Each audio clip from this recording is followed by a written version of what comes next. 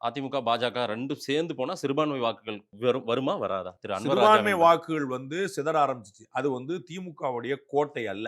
ம். அங்க விஜய் அவர்களே ஓட்டை போட்டார். நிதானமா செயல்படும்போது அது அதிமுக, பாஜக ஓட்டு போடும். அதிமுக, பாஜக கூட்டணி இதற்கு முன்னாடி சிறுபான்மை வாக்குகளை வாங்கியிருக்கு. பாஜக தனித்தே இந்தியா முழுக்க வாங்கியிருக்கு. அது கட்டாயமா வரும். நரேந்திர மோடி போட்டியிடுகிற வாரணாசி தொகுதியிலேயே மோர் தென் 15% முஸ்லிம்கள். வாரணாசி தொகுதியிலேயே. அதெல்லாம் நீங்க வரலாறு பார்க்க மாட்டீங்க. பாவம் நீங்க என்ன தெரியும் செய்வீங்க? சார், நீங்க தெரியும் சார். பார்க்க மாட்டீங்க. அப்ப எப்படி ஓட்டு 15% ஓட்டு எதிர போயிருச்சா? ஒரு ஓட்டு கூட உள்ள விழலையா? நீங்களா ஏன் கற்பனை பண்ணிக்கிட்டு இல்ல இருக்கீங்க? இங்க பிஜேபில எங்க அண்ணன் வேலூர் இப்ராஹிம் தவிர வேற யாருமே இல்ல உள்ள. நீங்க நினைச்சிட்டு சரிங்களா? இருக்கீங்க. அவர் வெளிப்படையா ஆதரிக்கிறாரு. ம். மறைமுகமா நான் சர்வேக்கு களத்துக்கு போறவங்க. நான் ஸ்டார் ஹோட்டல்ல உட்கார்ந்து மோட்டு வேலைய பார்த்துட்டு இங்கி பிங்கி பாங்கி போடுறவன் கிடையாது. நான் களத்துக்கு போறவன். நான் 100 பேர்ட்ட டெய்லி பேசுறேன். எனக்கு வாரத்துல காலைல எந்திரிச்சு ராத்திரிக்கு இதான் வேலை எனக்கு. எவ்வளவு சிறுபான்மை மக்கள் பேசுறாங்கன்னு எனக்கு தெரியும்.